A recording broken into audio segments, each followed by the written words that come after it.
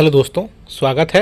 Welcome है आपका हमारे यूट्यूब चैनल में। कर्मचारियों, पेंशनर्स और फैमिली पेंशनर्स के लिए मैं कई सारी बड़ी खबरें लेकर आया हूँ, या बोल सकते हैं कई सारी बड़ी अपडेट लेकर आया हूँ, जिनका डायरेक्टली असर आपकी सैलरी, पेंशन और फैमिली पेंशन पर डायरेक्टली पड़ेगा, इस मंथ की पेंशन और सैलरी पर।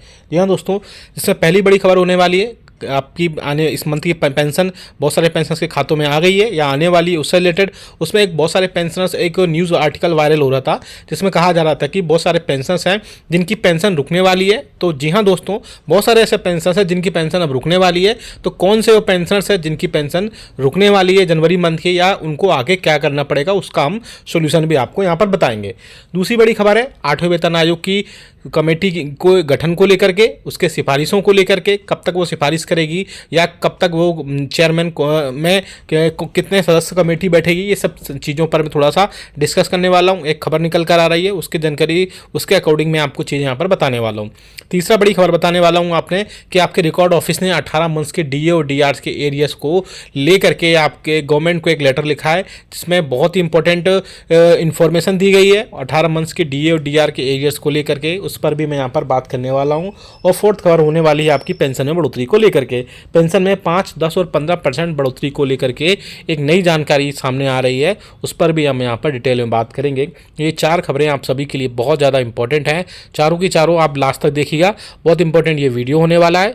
उस वीडियो शुरू करने से पहले आपसे मैं एक अपील करना चाहूँगा, अगर आपने हमारे चैनल को अभी तक फ्री में सब्सक्राइब नहीं किया है तो चैनल को फ्री में सब्सक्राइब जरूर कर लीजिए। सब्सक्राइब के ब्लैक बटन को प्रेस करके साथ ही साथ आप हमारे वीडियोस की लेटेस्ट इन्फॉर्मेशन के लिए घंटे के निशान को यानी बेल आइकन को प्रेस करना बिल्कुल मत भूलेगा, तभी आपके पास हमारी वीडियोस की लेटेस्ट इन्फॉर्मेशन आ पाएगी और आप हमारे वीडियोस को ऐसे ही आगे वॉच कर पाएंगे। आपको जानकारी एक लेकिन इन्फॉर्मेशन दे दूं, बहुत सारे पेंशनर्स हैं जो हमसे डायरेक्टली बात करना चाहते हैं या जुड़ना चाहते हैं, तो उन पेंशनर्स, और आप सामने स्क्रीन पर भी देख पा रहे होंगे, बहुत सारे पेंशनर्स जो है हमसे जुड़ भी चुके हैं और अपनी समस्याएं जो थी उनको सॉल्व करा चुके हैं। तो आपको करना ये, पहले हमारे चैनल को सब्सक्राइब करिए, उसके राइट साइड में एक ज्वाइन बटन है, उस ज्वाइन बटन में क्लिक करने के बाद आपको मात्र 29 रुपये का पेमेंट करना है और आप हमारे प्राइम मेंबरशिप बन जाएंगे। आप सामने देख भी सकते हैं।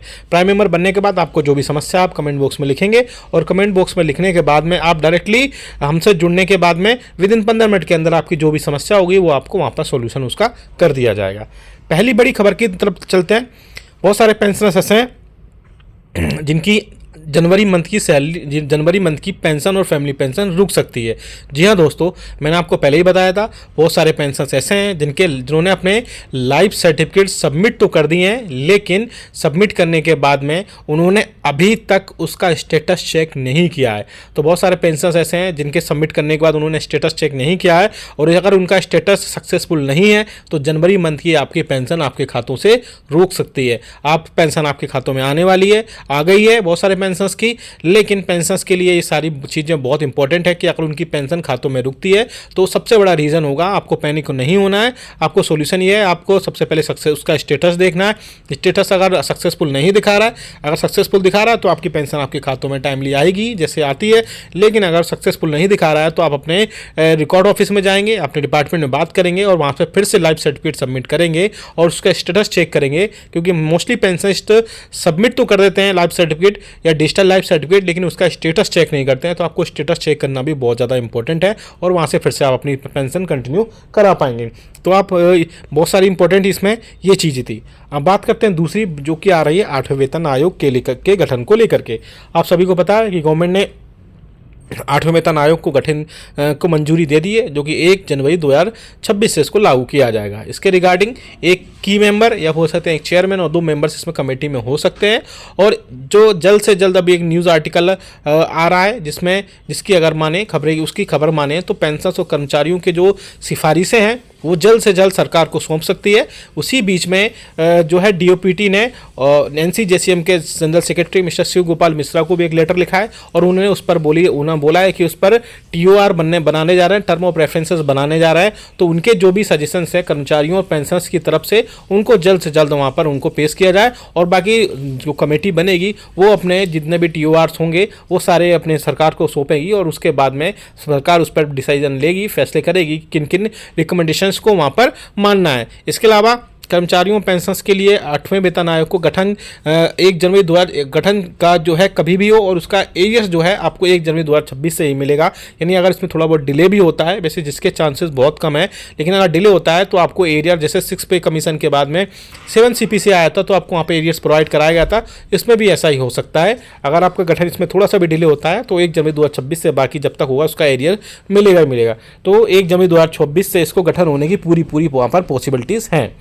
अब बात करते हैं तीसरी, जो कि आ रही है 18 माह के एरियर्स को लेकर के। जी हाँ दोस्तों, आप सभी को पता है कि कर्मचारियों और पेंशनर्स के 18 माह के एरियर्स को लेकर के अभी एक अमर उजाला में एक बड़ी वायरल न्यूज़ आई थी, जिसमें कहा गया था कि सरकार कर्मचारियों और पेंशनर्स के कोविड के टाइम के 34,402 करोड़ रुपए लौटा सकती है। हालांकि अब जो बजट सेशन सरकार का चालू हो रहा है, स्टार्ट होने जा रहा है, उसमें कर्मचारियों और पेंशनर्स के 18 माह के एरियर्स पर भी बात हो सकती है। जी हाँ दोस्तों, और भी कई सारे मुद्दों पर वहाँ पर बात होगी, जिसमें कर्मचारियों पेंशनर्स को कई सारी, जिसमें इनकम टैक्स वगैरह में रिलीफ मिलने की भी उम्मीद जताई जा रही है। और इसके अलावा पेंशनर्स को वहाँ पर जो 18 माह का एरियर्स का भी अगर खुशखबरी मिलती है, तो अगर 18 माह के एरियर्स की खुशखबरी 8वें वेतन आयोग के साथ मिलती है तो पेंशनर्स और कर्मचारियों के लिए बहुत बड़ी राहत की खबर होगी। और 18 माह के एरियर्स मिलते हैं, सरकार वहाँ पर प्रोवाइड करा भी सकती है, क्योंकि अमर उजाला की खबर की माने तो बजट सेशन में सारी चीज़ें वहाँ पर प्रोवाइड की जा सकती हैं। लेकिन देखना इंपॉर्टेंट होगा, देखना बहुत इंटरेस्टिंग होगा कि क्या कर्मचारियों और पेंशनर्स के 18 माह का एरियर्स सरकार प्रोवाइड कराए, क्योंकि यूनियंस और फेडरेशंस भी लगातार इसके रिगार्डिंग सरकार से वहाँ पर कई सारी चीज़ों पर बातचीत कर चुकी हैं, जिसमें 18 माह के एरियर्स का मुद्दा सबसे ऊपर था। और सरकार से बोला था कि अगर सरकार गवर्नमेंट एक बार में पैसा नहीं दे सकती है तो अलग अलग इंस्टॉलमेंट में 4 से 5 अलग अलग इंस्टॉलमेंट में सरकार वो पैसा प्रोवाइड कराए पेंशनर्स और कर्मचारियों को, जिससे उनको थोड़ी सी राहत मिल सके। अब फोर्थ खबर की तरफ लेकर चलती है, जो है पेंशनर्स की बेसिक पेंशन में बढ़ोतरी को लेकर के। आप सभी को पता है कि अब 8वें वेतन आयोग का गठन जो है बहुत नज़दीक है। ऐसे में कर्मचारियों और पेंशनर्स के लिए बहुत जो लोग बोल रहे थे कि उनकी बेसिक पेंशन में बढ़ोतरी, यानी कि उम्र आधारित पेंशन, एज वाइज उनकी पेंशन में बढ़ोतरी की जाए। जैसे एग्जिस्टिंग एम्प्लॉयज़ की बेसिक सैलरी में 3% की बढ़ोतरी होती है, वैसे ही पेंशनर्स की बेसिक पेंशन में एटलीस्ट 1.5% की बढ़ोतरी हर साल की जाए।